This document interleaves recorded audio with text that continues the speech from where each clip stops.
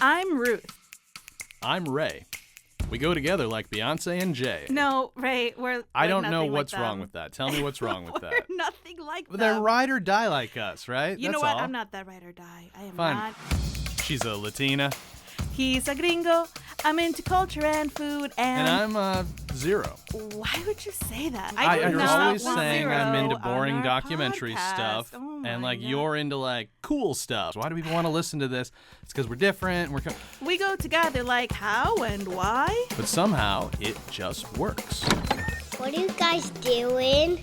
Go back to bed, Pablo. We're just recording our podcast. Everybody has a podcast. Everybody has a podcast. With Ruth. And Ray. Check. Test 1, 2. So, Do the playback and let's play. okay. So, if you hear crinkling in the background, it's because our little boy Pablo is sitting here with his tablet, headphones, and opening his favorite cheese, a Colby Jack slice. And he's giving us a look. Go Hi, ahead. Pablo. Say something if you want. Go ahead. Open that cheese. Hi. Pablo's in the studio with us today because we're modern working parents and we don't have childcare for today. So the childcare is the tablet and a packet of cheese. Yeah, and our lofty goal of having an episode every week, I like having the goal, but we did kind of take the summer off, and we apologize, everybody. Here's the thing: we sell podcasts to iHeart, and then we got to deliver on those podcasts, and that's got to come first. And in this case, I needed a break after John Duffy and I and the rest of the team of After the Uprising finished the new season. We solved a murder. We got the Darren Seals police report like 4 weeks before the show was contractually obligated to drop in June. That was actually crazy. That was a big... But when you told me that, I was like, whoa, like you really solved a murder? Why is that not bigger news? But by the way, why wasn't it bigger news? Why wasn't it all that's over a the great media question. and the news in Missouri? So we've been going on podcasts and other things, radio shows and stuff, promoting After the Uprising, but in local media in St. Louis, they all covered, Darren's activism for 2 years while he was alive. The Ferguson movement was like the biggest thing in the universe to them at that time. It's because it gave them ratings. It Yeah, goes to show the kind of people that they are as a whole. John Duffy and I, coming up, we have John Duffy on, who is the co-creator of After the Uprising, to kind of talk about our whole experience with all of that. And we are going to get into why it is that we've been completely shut out and ignored by St. Louis. Because if you solve a murder and the news media doesn't cover it, did you solve it? Did anyone hear the tree?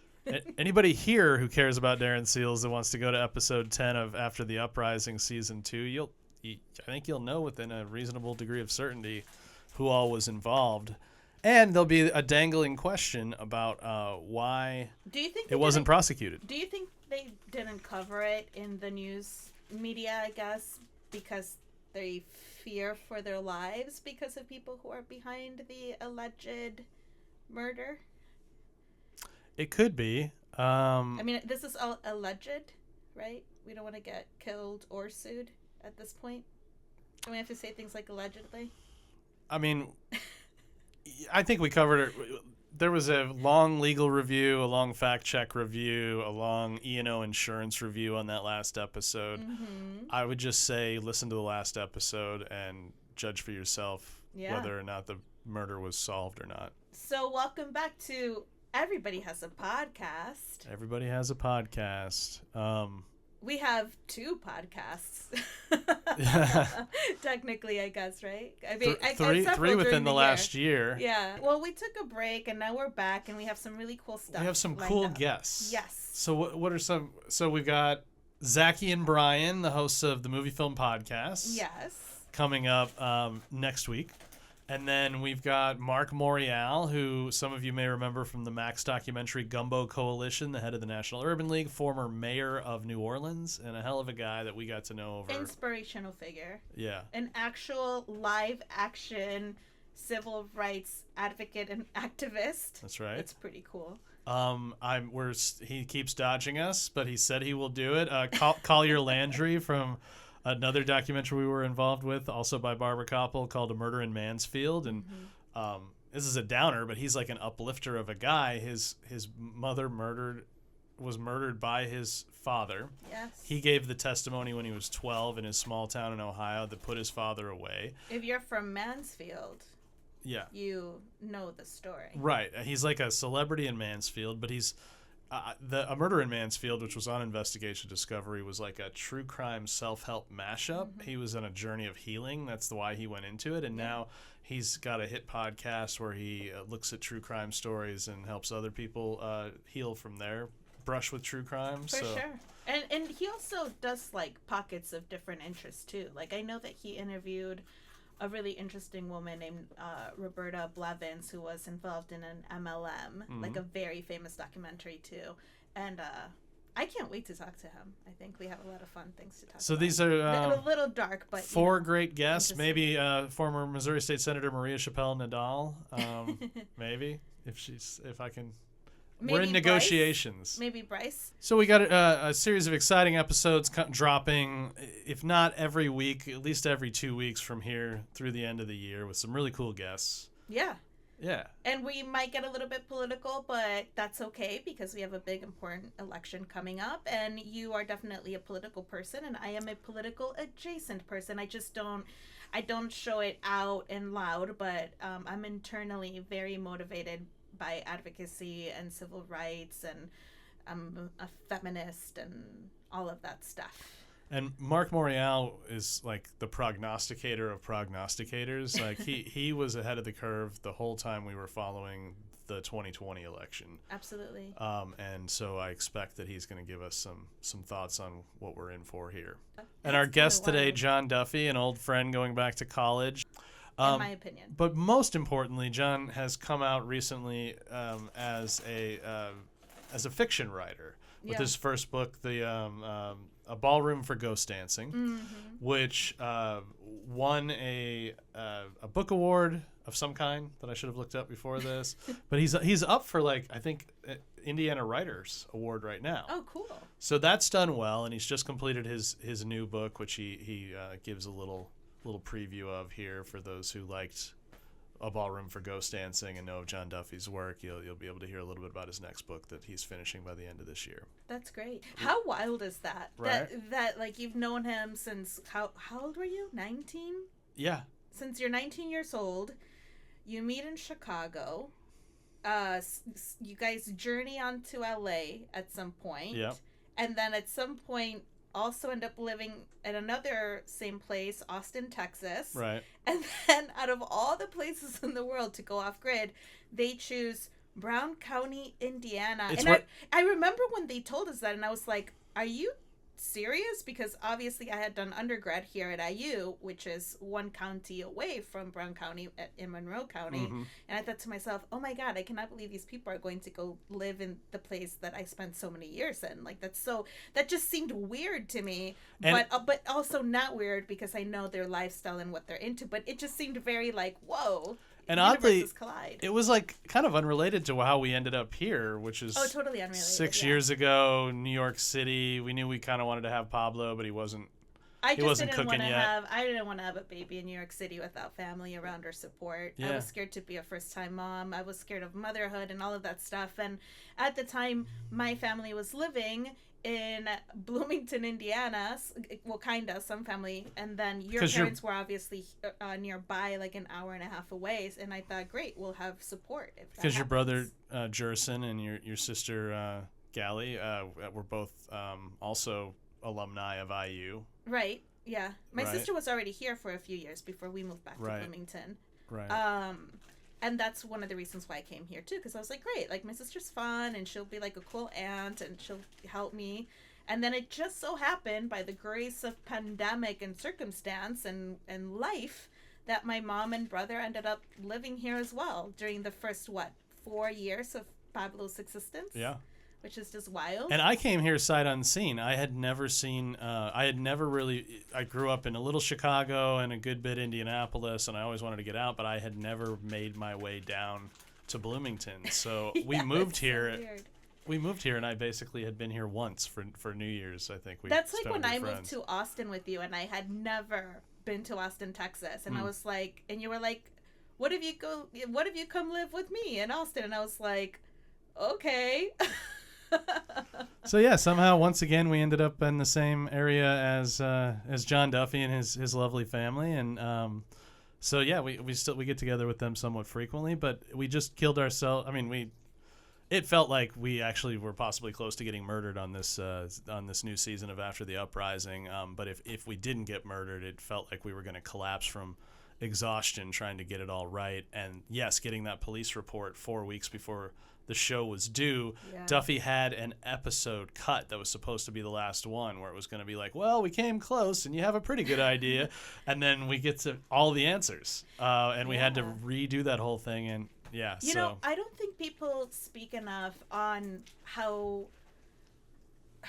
I guess, like, energy sucking and soul sucking journalism really is, especially covering true crime and making podcasts happen. I think people just think that these stories kind of make themselves and you just report on them. But really, the story was there, but you were the only ones actually writing and covering it, if you really think about it. And obviously there's time limits on things, and you promise iHeart to deliver by a certain date. And I really think that people don't realize how much time it takes to produce a good story, especially for true crime. I don't know how some of these networks shoot them out left and right. Like, how many editors, how many writers, how many researchers, like, what's happening over there? Because you guys take like 2 to 4 years to do one. That's because we actually do an original investigation that hasn't been done before. We basically put our little like Sherlock Holmes hat on, and we try to actually solve it. And part of that's because we feel close to the families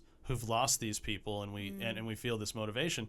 For some reason, the mainstream media, they don't do it like that. When they do true crime, they go meet a detective who's already, looked at this whole thing, and the prosecutor, and they get them to sort of recreate the work they spent 2 years on. You like to work extra hard, so you're a hard worker. So you like a cold case, you like an unopened case. And our new co-host and co-investigator was former state senator Maria Chappelle-Nadal. I thought that was really amazing. Yeah, so she and I co-host. So for those who haven't gotten to the new season of After the Uprising, wherever you get your podcast, search After the Uprising, and you will hear my voice yet again. But this time, instead of my co-host being John Duffy, you'll hear Maria Chappelle-Nadal, who was so hooked in because she got tear gassed in the Mike Brown, the original protest. She knew everybody. We should definitely have her on before the election, don't you think? I keep trying, but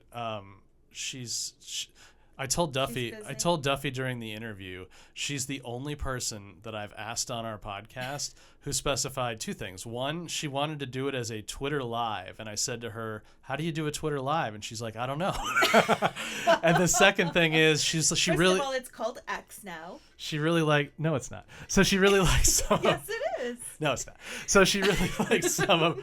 She likes some of the podcasts that have had us on that did video, so she was like, you guys should do video too. And I was like, I mean, I'll do my best, but that's not really how we do our podcast. Video is nice, actually. Yeah. I sometimes wish that we had videos so people could like get an idea of what we look like in our silly facial expressions and stuff like that. But yeah, the whole Twitter thing it would be cool. I deleted my X account as soon as he who shall not be named took over, because I was just like, and I'm done here. And honestly, I do not miss it. There's not one day that I wish I was on Twitter. I think Twitter is for like very specific people. I feel like it's for like celebrities and people like you who have a lot to say about certain things and stories and whatever. What am I gonna go out there like talk about what I ate today? Like who cares? You know what's funny is I'm suddenly getting social media traction on Twitter for the first time, and it's because of our on X, okay, because of our mutual friend Bryce Green. Oh yeah. So what? But that's what I'm saying. It's like a very specific kind of customer for X now. I feel it's kind of like a Reddit forum now. So Bryce was one of the activists at Indiana University that like helped take over Dunn Meadow as part of the Palestinian. Create an encampment. Yeah, the encampment.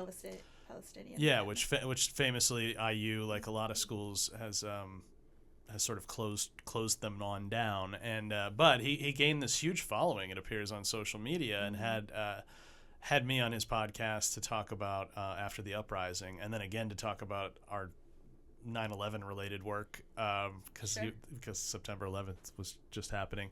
But all of a sudden now that he's tweeted me, when I tweet on subjects, I'm getting retweeted. Look at you, hanging Thanks, out with Bryce. the cool kids, the new generation of activists.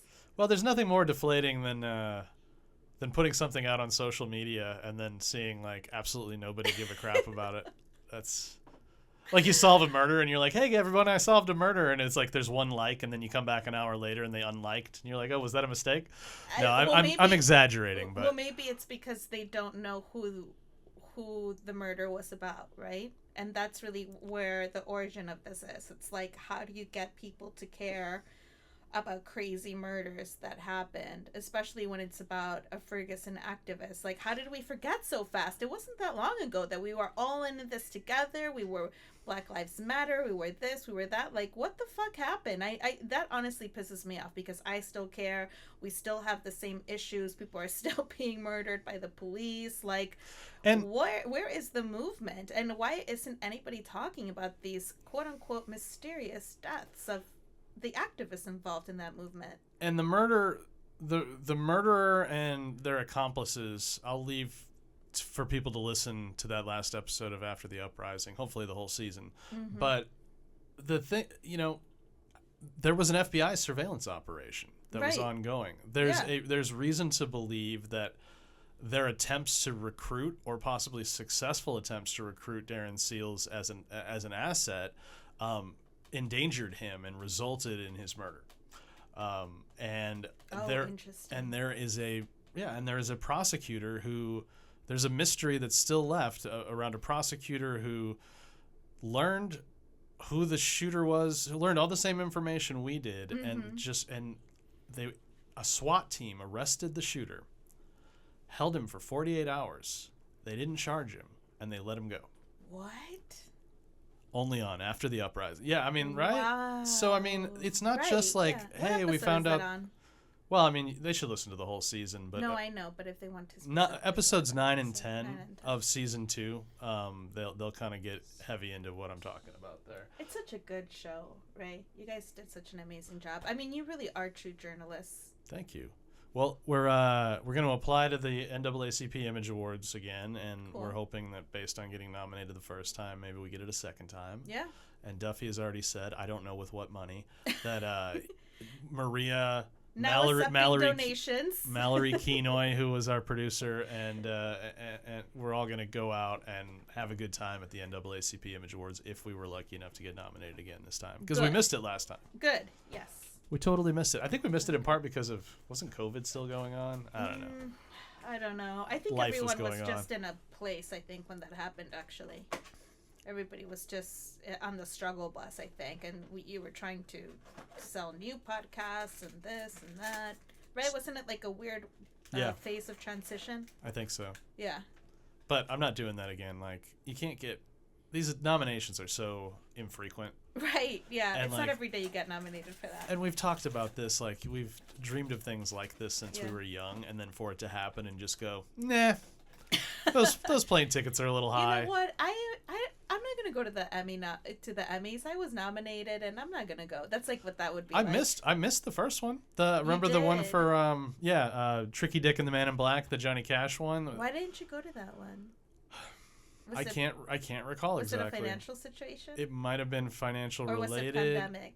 It might have been pandemic related, because I think it was 2021 maybe. Oh yeah, then that was definitely pandemic related.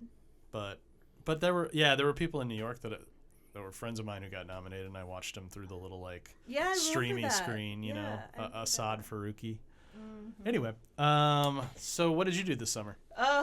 I spent a lot of time thinking about my last summer of my 30s, and it was actually a really difficult summer, like on a personal level, just like stuff that we had going on. So I didn't have a great summer, but I didn't have a bad summer either.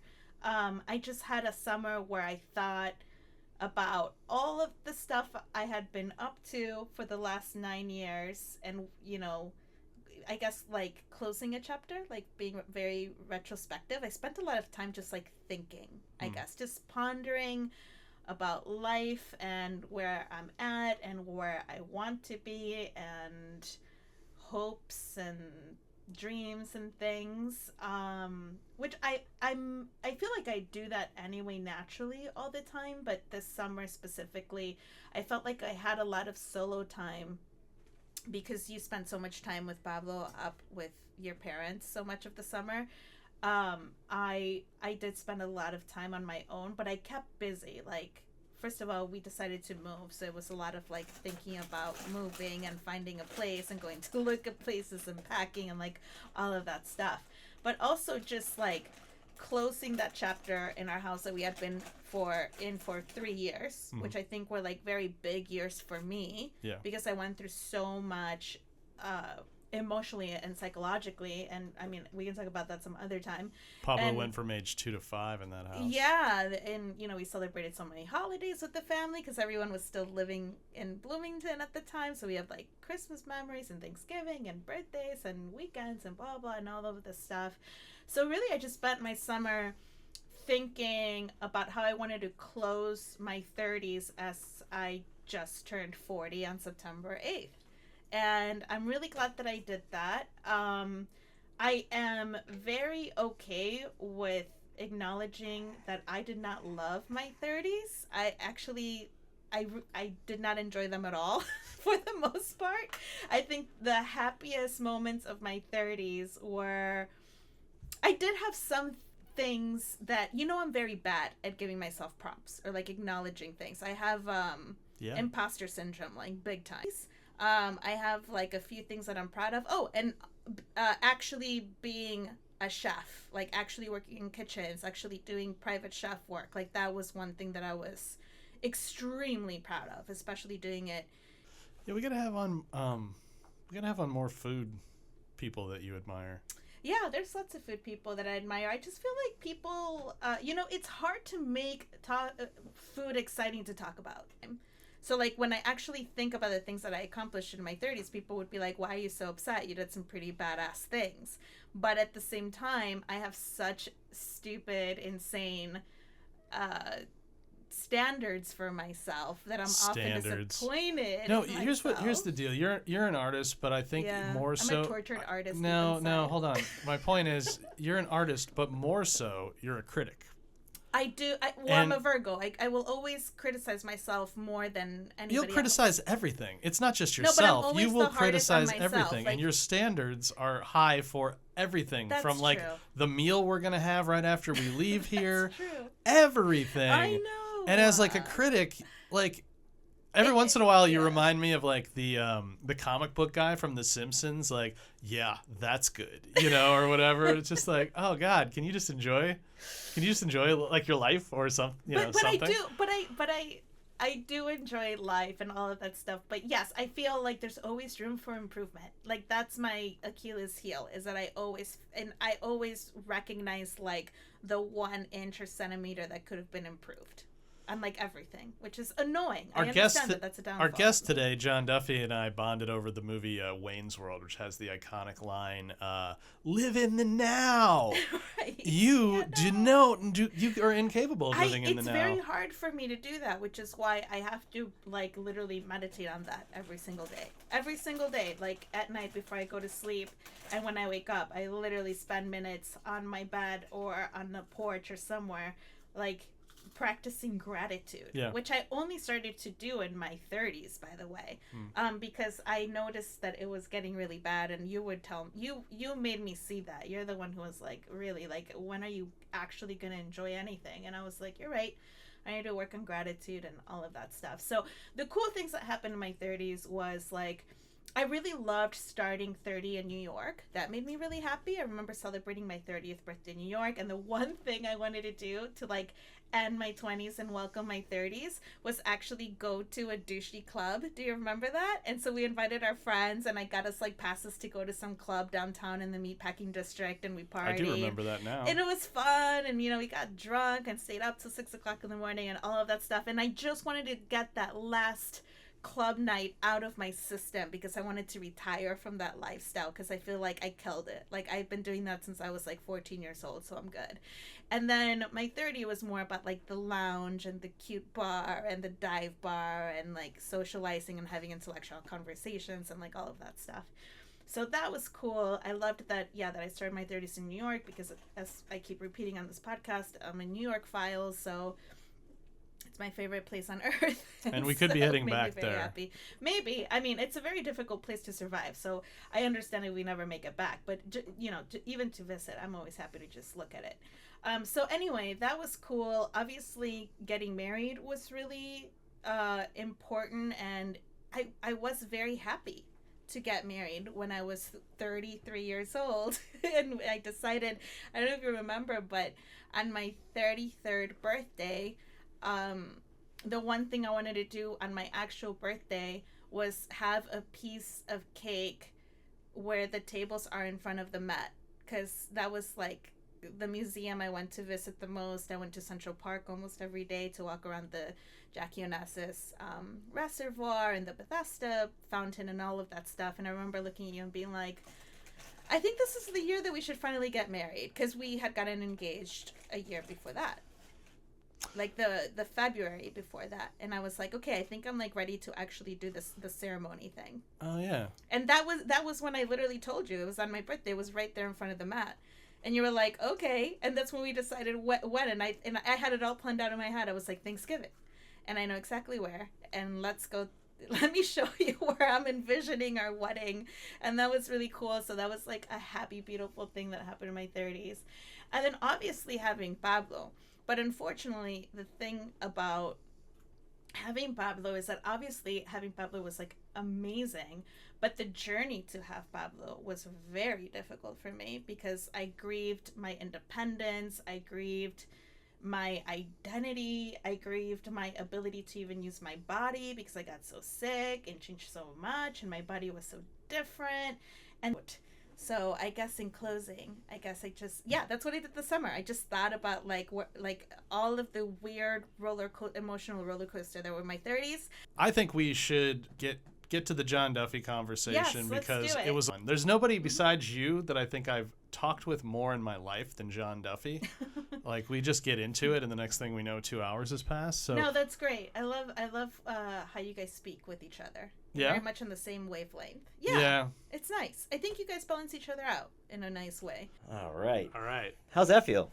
That's great, I think. Do you want to just keep it going? Yeah. It is recording. Yeah, I like the pre-stuff sometimes. You like the banter? Yeah. All right. Roll. Pre-banter. We're gonna walk into it, as they say. I'm actually going to. Is that what they say? I think if it's acting, I don't think it works for podcast. Thank you so much, John Duffy, for coming on Everybody Has a Podcast. I don't do a lot of podcasts. I won't do a lot of podcasts. Well, they won't let you do it. But I'll do your podcast. So I'm actually feeling a little bit of pressure because when we dropped George Bailey Was Never Born last year, you were kind enough to have me on your semi-weekly, Devil Makes 3, and you came really prepared. You had great questions. You clearly were going to take me on a little bit of a topical journey. So many places we could start. I'm wondering, 5 years ago, we started our little company with our first flagship, After the Uprising. We spent 2.5 years on the first season, more or less, 2.5 on the second. It's now been 10 weeks since we dropped season 2. Our co-host, Maria, just finished her primary race. The Ferguson 10-year just happened. And I guess I would want to start with, Mike Brown died in 2014, and I assume you were keeping up on, social media or TV or whatnot, and you're seeing activists in the streets, and there were some buildings that got lit on fire, and this, that, and the other. Like, what was your experience of and thoughts on that? Dude, I lived in the woods, and I had moved to Indiana in 2013, and in 2014, in August, I was building a cabin. I was spending every day building a cabin to live in. My baby was a few months old, and I needed a house before winter. I was aware that it was happening. Out in the forest, our cell phone signal was mediocre, and I was able to, use an iPad to see social media, see the world, see it was in the news. And so that was the big thing in the news. So I was aware that it was happening, but I was not dialed into the details of it. I noticed, obviously that there were a lot of people in the streets, and then there was a heavy police response. But I was not trying to, take a position. I mean, I'm sure my immediate position on it was I was like, give them hell, people. I'm sure I was probably moved by the headlines and the photographs, and I was probably like, yeah. But I honestly didn't think much about it, I don't think. I was just so invested in everything I was doing in my life. The Danye thing comes so much later. Years later, after our book Watch Dogs came out, which was that 2017 or 18? 2018. It was 2018. I always screw that up. Yeah. And then when we were talking about, hey, let's do something together again, after that, the Danye case was new. And that I found, just kind of scrolling social media. By then, several other people in Ferguson had died that people claimed were mysterious. And it was like, by the time Danye had died, people were like, well, there's all these deaths. Someone's whacking activists in Ferguson. And I was like, I really would have thought someone would have jumped on that story already. It seemed like one of those things that would have already been taken on by larger outlets with resources. And the fact that it hadn't been, it almost felt obligatory, like, all right, I'll do it. If no one else, it's like, come on, story here. Anyone going to do this? No one wants this. All right. And there's this perception, too, that when you come in to do stories like this, especially now, it's become a big topic that guys that look like us coming into communities that don't look like tall us guys? And telling stories. Yes, tall guys with hairy, shorter communities. Hairy arms. What are you trying to say, Ray? You trying to say white guys? Unfortunately, are you trying to say white some guys? people have noticed that our complexion. Oh, some people have noticed that we're white. Huh. It's weird of them. And there's a lot of opinions about everything these days, of course, but and many legit, many worth contemplating. But I guess the idea is, these fancy outside media guys, which of course we know is laughable, but these fancy outside media guys come in and they're throwing their elbows around and they're throwing that iHeart money and they're keeping local storytellers or black storytellers who would come in from telling that story. All I can say is, having experienced Melissa for 2.5 years in the Danye story, absolutely nobody came around looking for that until Matt McDonough at Now This called her up. Premium white guy. Right. High level white guy. Another high level. He's the actual guy they're describing, like the fancy media guy with the New York He's job. going to hear me like, I am not fancy. Yeah, sorry, Matt. I was just texting with him the other day. But and I mean, that was funny too, because I think we had tried, due to multiple factors, we had almost secured deals with multiple podcast companies that kept falling through, and we were finally set to just release it ourselves and let the chips fall where they may. Yeah, we were ready to lose the money. And Matt McDonough, we were, yeah. Just lose it all, just screw it. We put a few, shit. yeah. Oh, I mean, what are you gonna do? Just gonna not put it out? So we owed it to Melissa at minimum, right? So we would at least cut it. Well, and after having put so much work into it, we weren't just gonna shelve it. Right. And then Matt, he comes sniffing around Melissa. I guess he'd been talking to her for a while. Sniffing around? Yeah. That's a phrase. It felt like it as politely requested. as somebody who had spent 2 years and we were about to finish a podcast. I didn't really like anybody else coming around being like, how about you do it with us instead? And of course, Melissa, God bless her, she tells him, if you want to do this, you're gonna have to do it with these guys. So he calls us up, and next thing we know, start sniffing around us. They start sniffing around us, which I prefer. Yeah. And but they've got to deal with iHeart and Matt, and Now This get us into iHeart. Which again, I tell that story to explain just the fact that it wasn't like we were walking around for 2.5 years with this massive iHeart bundle of cash that we were just like, all right. I like that you feel like you must apologize somehow. You feel like you owe explanations. Like, just so you know, there was please understand, we were broke. I learned that from Barbara Koppel, by the way, doing documentaries with Barbara. Like, the first thing you always do is, what, me, successful? No, I'm a poor documentarian. What are you talking about? I'm barely making it work from my Sorry, Barb.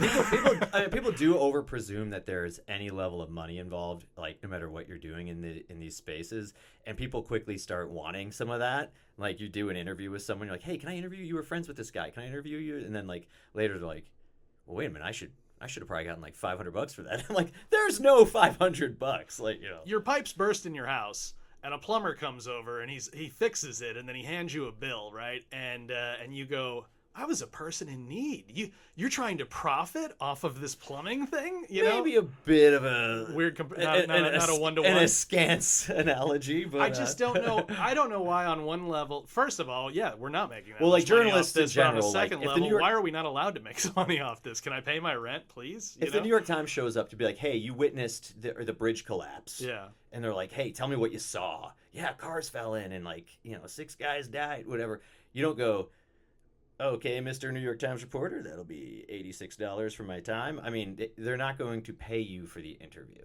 Yeah. And a lot of people, when you're doing like docs and stuff, they're like, oh, they look around, they see like, oh, there's camera guys, there's some people with sound equipment. This looks like a moneyed operation. Why aren't I getting my beak wet? And it's like, well, because you're the interviewee, like you're the subject, or one of the background subjects, whatever. And yeah, and that is weird. And the iHeart thing, I mean, even when we did have a budget at the outset of season 2, it's not big. Yeah. Like podcasting is sad. It's not a career. If anyone's like, there are 10 people who make money at it. Okay, it's more than 10, but there are probably if you looked at the wide landscape of podcasts that exist, a tiny, tiny, tiny fraction of them is being made at a significant profit, where people are like, wow, this is my living, and it's a good living. Like the ladies from, My Favorite Murder, Joe Rogan, whatever. I'm sure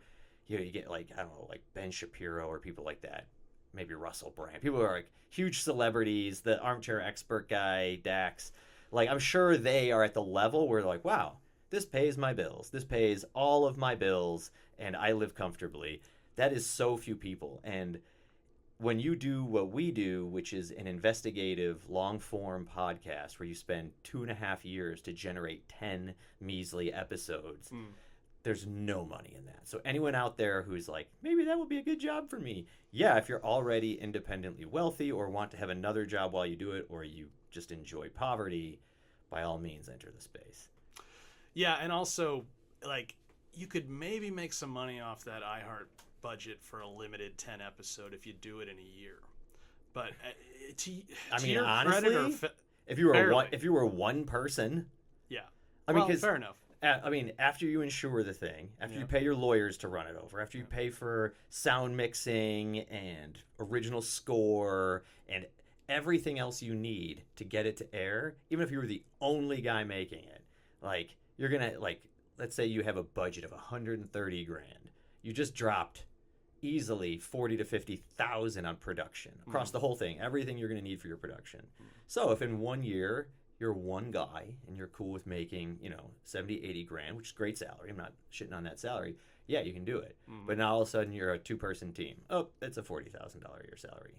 And now you're a 3-person team, now it's a $25,000 a year salary. So, and that's in 1 year. Yeah. God forbid you take 2 years. Yeah, but well, I mean, everyone's doing the math right now, Ray. Everyone's like, man. Oh well, you drove. Well, you losers. You drive me crazy because you insisted. So that first one was 2.5 years, but in part that was because, again, we didn't have funding, so it just took as long as it took us to get where we needed to go.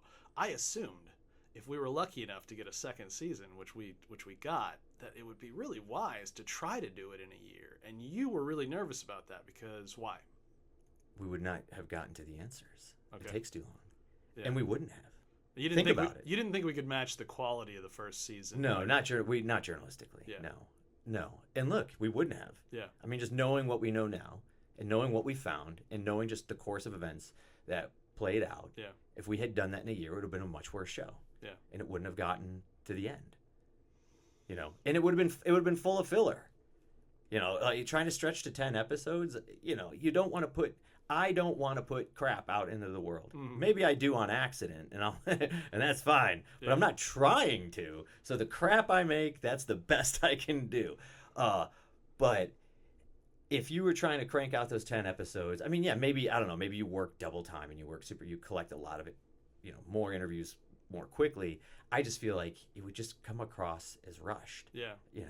And I think there's probably stories you can do in that time, but this just definitely wasn't one of them. So I think to anybody who bothered to follow us in our career, let's say, I think our original audience were people who were fervently into either issues related to 9/11 or war on terror, transparency, human rights abuses within the war on terror. So probably to a lot of people who then saw what our next project was, this focus on what a lot of people think of as Black Lives Matter, but the Ferguson police reform and Black Lives movement. They probably thought that was a bit of a left turn. Why did you do you see it as a left turn, and why did you decide to move from the one issue to the other at that time? Anything you look at that involves the federal government of the United States of America, it's so massive. It's so big. And when you're dealing with entities like the FBI or the CIA, it's just so easy for them to sort of wall you out, box you out. For me, it was just the idea that we could dive into, the idea that we could dive into something smaller. It seemed like it would be easier to really walk the whole story and it seemed like we could really figure something out. I thought, like, this seems very doable. It's like, how hard could it be? How many factors could there be? How many possible players of relevance can there be? It just seemed so much more accessible, especially for guys working independently who, when we start a project and there's no money behind it, every day you work on it, every hour, anything you buy for it, every trip you take, that's your own money going out the door, right? And so it just seemed like if we're gonna do that, doing that on projects that seem conquerable is probably wiser than For the audience that maybe is coming off the last episode After the Uprising and 10 weeks later coming in, what's on your mind 10 weeks after dropping the show that you spent 2.5 years on? I don't know. The last season I will say it was a very interesting thing to put together. I'm very proud of the journalism behind it. I feel like I never set out to be a journalist. In college, I wasn't like, I'll be a journalist. It's weird that documentary film crosses over that. And I never even really set out to be a documentary film guy. I did some doc classes in film school, and there were just things like when we made, the first film we worked on, Press for Truth. It was more just that there was a topic I was really interested in, and it seemed like, well, if I'm interested in it, other people should be interested in it, right? It was a very 9/11 was kind of a hot topic for a while. So I never set out to do that, but then in kind of doing it over and over again on different subjects and across a few different media, it became important to me to try to do it right and to do it well. And I think with After the Uprising Season 2, we did a really good job on the journalistic integrity angle. And not to say that we didn't on Season 1, but I feel like on Season 1 we were getting our feet wet in the podcast space. And we were trying to build relationships that were very hard to build, and we were building it on nothing other than us just kind of walking in and seeing if people would be interested in talking to us. And I think there were just times where, I don't know, it was harder. I feel like we were able, I don't know, because we were following Melissa's story and we really needed her access, and I love her. I think she's a great woman. I just think it would have turned out differently had we then stepped away from her and done it the way we did the rest of Season 2 here. Like, our relationship with the mother of the victim in Season 2, Bonnie, was far different than our relationship with Melissa. And that was true for a couple of reasons. I mean, Bonnie herself was very skeptical, standoffish. She would kind of push and pull. She would want to get involved with us, but then she would pull away and be like, oh, well, what about some money or whatever? I don't know. She was a much harder person, but we didn't need her the same way we needed Melissa in Season 1 to help us kind of lock into the story. Get into Danye's phone, things that we just couldn't have done without her. 100%. So there were things like if we had just gone up, asked her some questions, and then asked her follow-ups, exactly. We would have never earned the trust to get the phone, but I can see how people might criticize how we were too close. It's a weird thing to do. It's just a weird thing to have to try to do. You can get criticized on either side of it. Yeah, if we would have never gotten the phone, we would have not have learned what we learned. And I think we learned some really interesting stuff from getting the phone. And season 2 of this show Maria had a lot of community access, and that was incredibly helpful. And I'm very proud of the journalism we did, just in like the document dives, talking to people across, the community, on the record, off the record, law enforcement, anyone we possibly could to like get the story. And I don't think I've ever been a part of anything like that and before, and I don't know that I ever will be again. I don't know if I have the stomach to do it another time. There was also a thing with season 1 where there was an open question, like what even had happened to Danye, right? Was his mom and his family right that it was a murder of some kind? And if so, what was the motivation? Or were the police right and it was a suicide? And as we went along, it was clear that we probably weren't going to fully find an answer. We were going to find things that, depending on your point of view, would, you could hang your hat on this or you could hang your hat on that. And I think that affected that classic journalism you're talking about. Whereas with Darren Seals, 2016, shot, dead, found in a burning Jeep, definitely a murder. Somebody did it. Yeah. Right?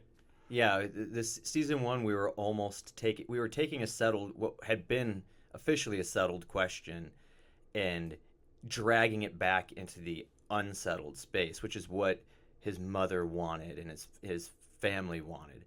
And so to do that, we had to give a certain benefit of the doubt to the idea at all that maybe this answer wasn't correct. And so doing that, yeah, you have to walk in her world. You have to set aside certain skepticisms at times and go, okay, what if it did happen how she was saying? And what if she is right? And you have to start looking at the facts from her perspective to even pull that question back to an undecided place. And there were good reasons to, right? I think there were good reasons to. And we didn't come to complete answers.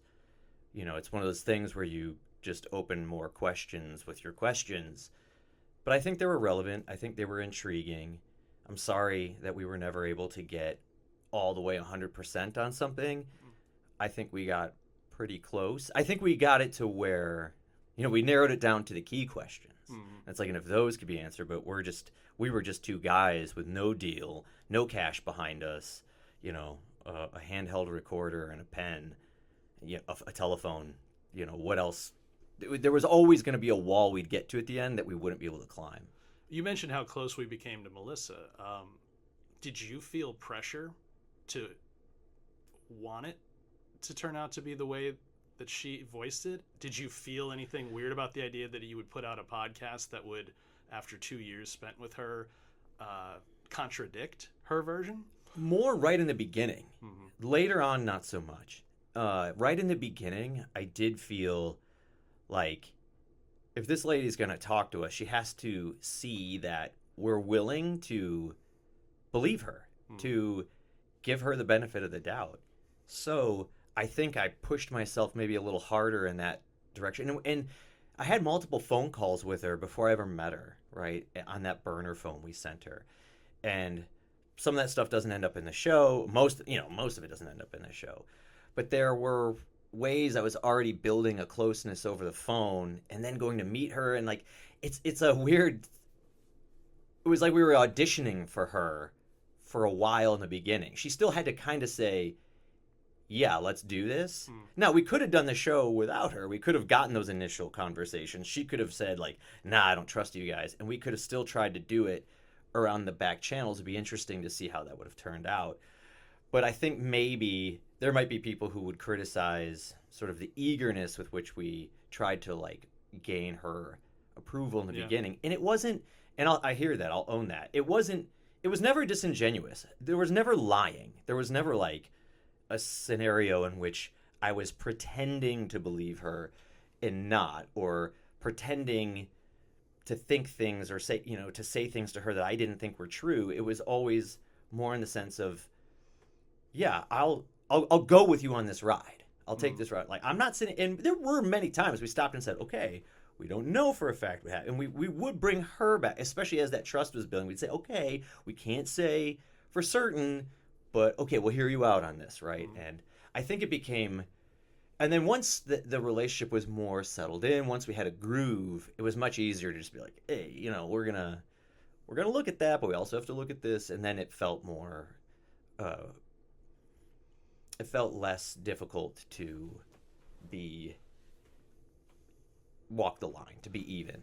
There was a moment late in that process where Melissa said to me on the phone, it's like an exact quote in my head, she said, I never would have believed it, Ray, because I have trust issues, but you're like a brother to me, which might have been overstating after a particularly sensitive moment, but that stuck with me. And then as the show was rolling out, because season 1 rolled out week to week, and we were trying to take people on a journey, this is a mystery story, so you got to kind of create like misdirects, right? So by around the middle episodes, I started getting messages from her and her family that was sort of a little like, what the fuck are you doing? Yeah, what are you guys pulling here? Yeah. You're like, just ride the ride. That's just what ride the ride. I said. Yeah. Like, we're halfway in. Yeah. That's right. And anyway. That is difficult, because you do have to present it honestly. You do have to present all sides. And then they look at it like, whoa, whoa, whoa. What's this? What's this all sides sort of thing? And yeah, but that is your duty in the end. And like, it's not, it wouldn't be, I mean, quite frankly, it wouldn't be fair to her or her family to have not investigated every possibility, including the possibility that he'd taken his own life. Whoa. What's with this all sides thing? Like, what I find is, it seems to me that when journalism comes out that people have no connection to, they're really happy to see the truth come out, the scandal, the let the chips fall where they may. Oh, look what those people were up to. But when you're the journalist and you're doing this, and there are people that are personally connected to the story, even if it's just anecdotally or whatever, it seems like everybody thinks you're trying to screw them. That goes wider, I think, than even just personal connection. I think it goes to any narrative you have in your head, any counter narrative you just when Darren Seals died, there was a lot of hoopla online, on Twitter, on social media, in certain journalistic outlets. Washington Post didn't push hard, but they did run a story, Who Killed Darren Seals. But there was a ton of speculation that there was something afoul with his murder, in the sense of there were, local police did this to him. Ferguson cops did this, or maybe a group of local racist whites in league with the police did this, and the cops don't even want to find out, they hate this guy, and people were really willing to go all over social media and just say that very confidently. And then when you're like, okay, we hear you, there's a mystery here, you're a public eager to get the answer, don't worry, we're on the case. Go in, spend 2.5 years, gobs of money, walk this incredibly hard path to find the truth, and then get it, and it's not what people thought, and it doesn't fit their political narrative about the world, and they don't give a shit. They're just brush aside. I mean, there was just the other day that link you sent me from a Truth Out story that was mentioning, Ferguson and what's been going on there, and there's still these mystery deaths, and it's like, well, we've been looking at these mystery deaths, and while there's a lot of interesting stuff around them, and you might not actually expect, it goes, you think it's going one way, and it goes radically in a different direction, and which is still a very interesting direction. Listen to the show. It's when it doesn't immediately confirm someone's political beliefs about the world. They just I'm not going to listen to that. And that's that's not just people on the left, that's people on the right. And so, and like you said with Melissa, with a personal connection, yeah, the same thing. You're like, well, this isn't my narrative, so it must be flawed. And, well, that's human. That's where I thought you were going to go when I asked the initial question with the whole 5 years spent doing this. The Ferguson anniversary just happened. What's on your mind? I kind of thought you were going to say, well, I'm wondering why we spent 2.5 years, solved a murder, or picked up on the solution to a murder with multiple partners, why it is that we haven't gotten any press, at least in St. Louis, where, you know, everybody ran a story on who killed Darren Seals. It seems to me it's very much what you're talking about, in that the Washington Post will write a headline at the time, who killed Darren Seals, but there's an inference to that headline. Yeah. Right? And then you find the answer. Especially when you read the next few paragraphs in the article or whatever. You know, there's like a, they're teeing up that there's maybe more than meets the eye here. Yeah, and then when you find out exactly what meets the eye? Yeah, I don't know. What is to be met by one's eye? Yes. I find it astounding that on the 10th anniversary of Ferguson, there's no coverage about the solution to the murder of one of the lead activists. Probably the biggest mystery murder they had. And what do you make of that? It doesn't fit the narrative. I feel like I didn't realize it at the time, but when we were doing season 1, a lot of motivation was coming from just the fact how fresh that death was, and the fact that his mother and his family were really pushing. They wanted answers. There was a motivator to get answers, not just for the public, not just to do a good podcast, but to get them back to the family who'd entrusted us. And then what I wasn't expecting was when, by a wing and a prayer, we got a season 2 and decided to look at Darren Seals. Early on, it started to occur to me, like, everyone we're talking to in Darren's circle doesn't seem to be giving me that same sense of motivation. Like, did you run into that, and what did you make of that? Like that they weren't as eager to find out what happened. Well, they're just, I think everyone, like, from a storytelling perspective, I kept waiting for that thing that would come along that would drive us and seem to be driving the audience's interest in, like, you got to get to the answer here. And even by the time we got to the mother... I think most people just already knew what happened. Yeah. They had already heard through the grapevine a story that was close enough, that made sense, that wasn't conspiratorial with the cops, and that the pieces fit. And they might not have had all the details. They might not have known every tiny motivating factor. But they had heard a truth that made sense, but that they didn't... For some of them that they didn't like, and were willing to kind of push it away. For some of them, it was just... The whole thing was super sad, and they missed their friend. You know, they missed their whoever they were, their family member to Darren, or they were friends with him, and they loved him, and in their eyes he was great, but there wasn't a mystery to them, and that's the disconnect. There's locally, the mystery's solved.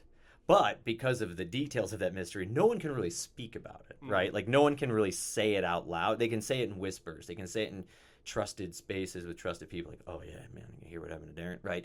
But then they're never going to be very vocal about it because of who it implicates and all that. So it never makes it up that next rung of the ladder to where the general public has an idea. And instead...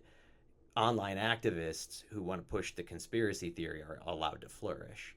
So, what questions still really bother you at the end of season 2? At the end of this, I mean, they're all spoilers to the show. Yeah. I can say that Maria's been spoiling the hell out of it, but okay, she's like, you gotta hear this. I will say that. I will say that there's a character who is very prominent in the show and seems very obviously involved in Darren's death. And the local government is hiding information about him, particularly at the Justice Services Center, which is the name for the county, basically the county lockup. And they probably do a few other services there as well. But this individual... They have records about him that they're refusing to give to us, I went on this long, sort of goose chase trying to get them to turn over, that included documents and audio. And they gave me some of the audio, but not 2 days worth of it. And they gave me none of the documents. And the documents would otherwise be very banal. Like, about anybody else, they'd be like, oh, here, have this. And that mystery to me is really still one that bothers me. And I didn't even tell you this, so breaking. I just... last week, I think it was, I wrote another complaint to the Missouri Attorney General about it. It was a weird thing. I'll tell you, this is really weird.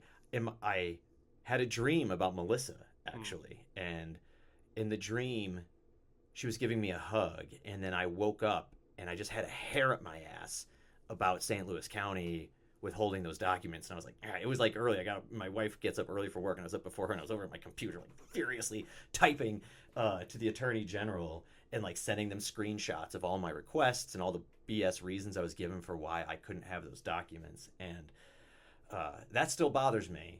There's like an injustice to it. There's absolutely no legal reason for them to not give them to us. And it's very clearly, like, if you break it all down, they're very clearly hiding something about this person. So if you want a conspiracy, that's a conspiracy that exists there. And I don't know what it means. This guy could have been an FBI informant. He could have been just a local police informant.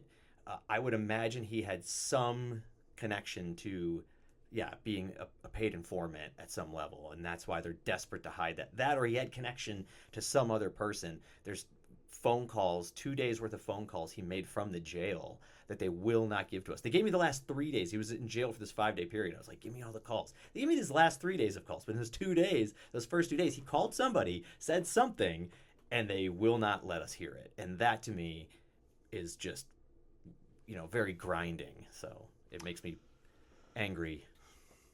Yeah. They owe it. I mean, it's the law. They have to give it, and they're not. And I just don't like when they're able to flout the law like that.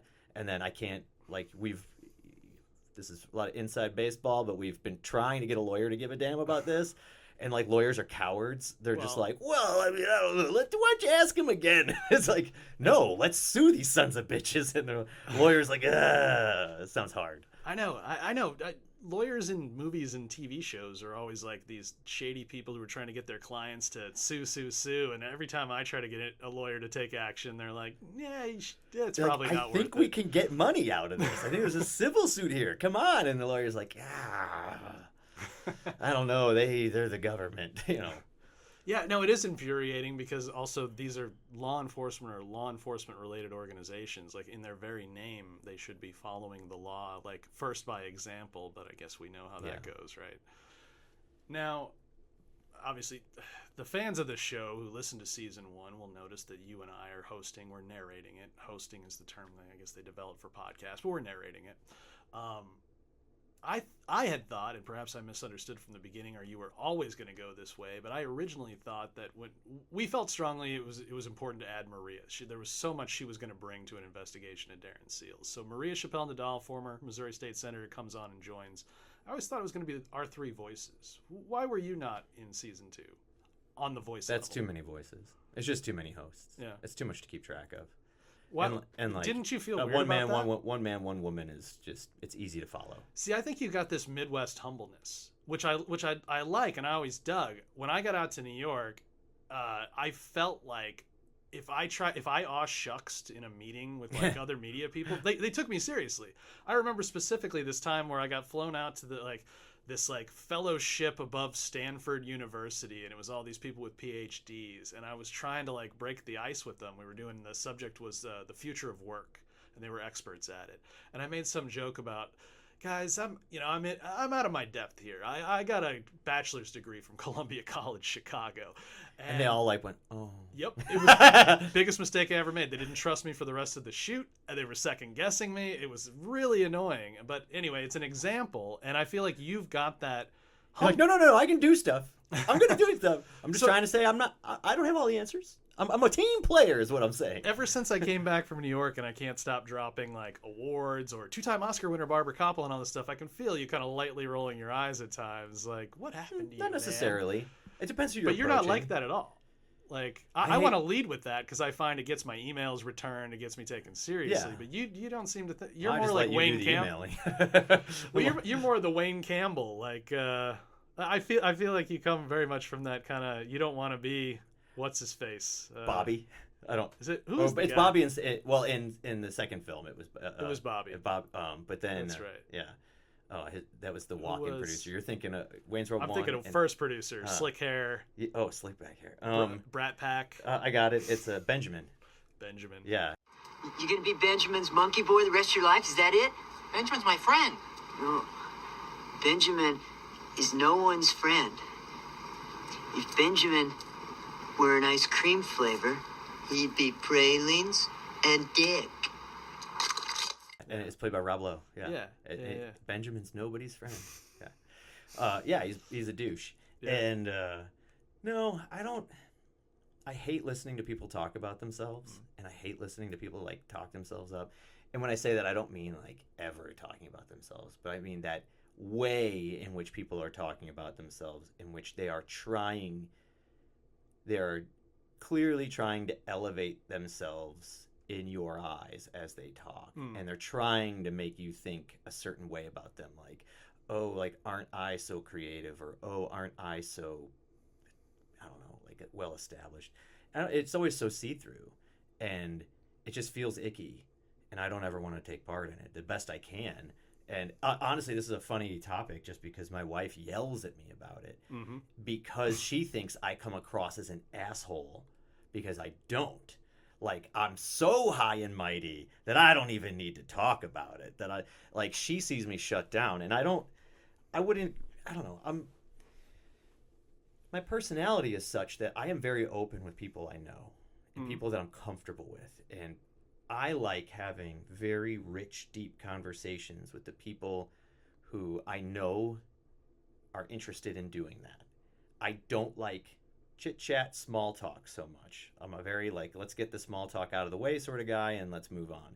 And, like, nothing's worse to me than, like, sitting in a crowded room where the conversation stays at that, like, level 1, maybe level 2 stuff, and where you're just like, it's so boring, you know. And also, it all feels like acting in a certain way. It feels like you're trying to, like, give a presentation of yourself rather than just being yourself.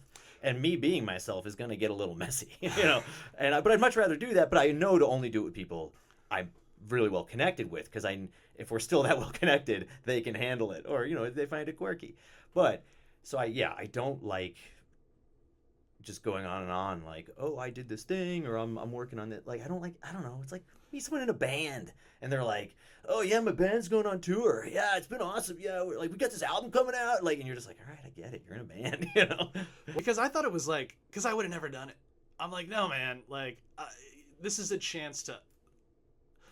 I care about the work, but being the voice of it is a chance to up my profile. And upping your profile equals more people care about the next thing that you put out. They listen to it, they watch it, they give a crap about your body of work, they follow you over time. Every author that you love, like, they were not shy about Actually, no, they're actually very shy. No, I'm like, that's my jam is the recluse. Okay. My goal is to be popular enough as a writer that I never have to talk about it again. They were fake shy. Like, that might have been the steez they put out, but they didn't say, don't put my name on the cover. Cormac McCarthy, even when he was poor, refused to go do talks at universities, and he famously made Oprah come to him. Like, after The Road, when The Road won, like, the Nobel Prize, and she's like, come on my show, I love your book, I'm recommending it to everybody. He's like, I'll interview with you, but you have to come to me in Santa Fe, right? Yeah. He made Oprah come to him. I think he might be the only person she's ever done that for. But the thing is, I think it was genuine. I don't think he was faking it. I think he just had his... He didn't use a pseudonym. What's that? He made sure his name was on the book cover. Cormac is a pseudonym. Oh, shit. Cormac was the last king of Ireland. Yeah. But you do want people to read your work. Certainly. And all this stuff, no, right? And I'm sure he did too. Don't you think having your voice on season 2 and, like, having your name on, you know, as, like, hosted by, like, maybe helps, like, push a few books or bring a few more people to your... I don't think you're overly humble at times. I don't think there's much crossover between the people who are going to be listening to podcast work that's journalistic, and the people who are going to, like, read my fiction. I don't think there's much of a shared that Venn diagram is 2 circles that are, you know, at opposite ends of a table, you know. So that doesn't worry me so much. Well, all right. So when I met you, we both wanted to do narrative film. I always like to say I wanted to be the next Alfred Hitchcock, which is, like, absurd for all kinds of reasons. Hey, you got to be ambitious. You got to be ambitious. Well, also nothing I've ever done even, like, approximates him, so it's just funny I throw that out there. But I met you, and I worked on a bunch of your your short films. I still really love kind of the style of a lot of them, you know? If I was a drinker, I'd say let's get drunk and watch them all. Yeah, But I'm not, so yeah. But you took this huge break in your kind of narrative career and let's say as a fiction writer career. And then between season 1 of After the Uprising and season 2, you come out with your award-winning fiction book. Mm-hmm. Literature. Literature. And it might be about to win the Indiana Authors Award. Fingers crossed. Nice. Nice. I would really like that because there's a cash prize. I'm only in it for the money. No, Why did that come back up at that time? Do you think? I've always wanted to be a writer. I think I wanted to be a writer even when I was a little kid. I liked reading a lot as a little kid, and I would always take these like stints of like trying to write stories. My mom had this typewriter. I loved it. It was an old Sperry typewriter, and before we had a computer, I would use it to write school papers on. Like when I had to do like a report on the planet Saturn or whatever in 5th grade, I like typed it on a typewriter. Yeah. But I loved typing on a typewriter, and then I would read books, and I was like, I think I can do that. And I remember being a teenager, and I was reading all the Michael Crichton books, like Jurassic Park and Congo and stuff. And I was like, I think I can do that. And I remember trying to write stories. I'd always give up after like 10 or 11 pages. I was like, man, this is hard. But I think I felt a desire to do it. And then I was just like a punk teenager for many years and kind of forgot about it. And like you couldn't get me to read a book in high school. It was, I was just too interested in like girls and music and alcohol. And then around college, it kind of came back where I was like, actually, I kind of want to be smart. I don't want to be a total dumbass who can't talk about anything. And I realized that meant you have to read, and you have to know what's happened in culture before you, and in not just what was on Family Ties in the 80s, but you have to know what was going on in the world via, part of that is literature. But I just loved it too. When I started really reading again in college, and I was like, whoa. Once I started really reading books that were, sorry, Michael, but beyond Michael Crichton, like deep, like literary works, and I realized what could be done with writing, it did really affect me. And I wanted to do it. I was like, I want to be one of those guys. I thought there was probably nothing cooler than being a writer, right? Like, and of course, everyone has an image in their head of whatever they're projecting themselves to be. And I always thought it was like a guy at like a hotel bar, like with a cigarette and like a gin and tonic, and and he's in like a suit, and like women just are like, he's so smart. God, I wish I could have him. Like that was, I think, my image of a writer back then. But then, which it's nothing like that. But maybe for a few people. But one day. But then I also knew I had to live a life before I could write anything. I was like, who the fuck what would I even say? What do you even write when you're 22? And there are a handful of people who've done it, who've written brilliantly at a young age. I wouldn't have. I didn't know enough. I hadn't done enough. And I knew living was part of that. So I went off and lived, and I just did my best to travel and meet people and have weird and wild experiences and just be in the world. Just be in the world. You never know which encounters are going to be the ones that inform who you are and how you view things. And so I just had to do that. And then I'd hit 40. And I was like, now it's time. I'm 40. It would be my birthday present to myself. I was like, I'm writing a book for my 40th birthday. And so I just did, Why that one? It was the one that I needed to write at the time. Had it been sitting with you for a while? No. I had an inspiration a little bit through some real life events with a friend, and writing is a weird thing. And I had a huge conversation with my wife today that it wasn't quite a fight, but like it was like I had to explain something to her that I don't think she truly got. And I don't think you get to choose what you're going to write. I think the subconscious and whatever other internal forces exist, like what you do is you just open the door, or like you lower the drawbridge and you begin a communication with your subconscious, and it does most of the storytelling. You transcribe it into a language other people can share in. You add the flourish, the beauty. You do some sense making, because your subconscious doesn't necessarily make sense the way speaking people do logically. But you just kind of allow that portal to open and you sit with it. And so that, all I can say is that was the book I had to write at that time. That's the book that's what was there. You know, it wasn't going to be another book because that was the book then. And the book, I'm releasing another one this December, and it was the time for this one. And it's weird. Is it all wrapped up?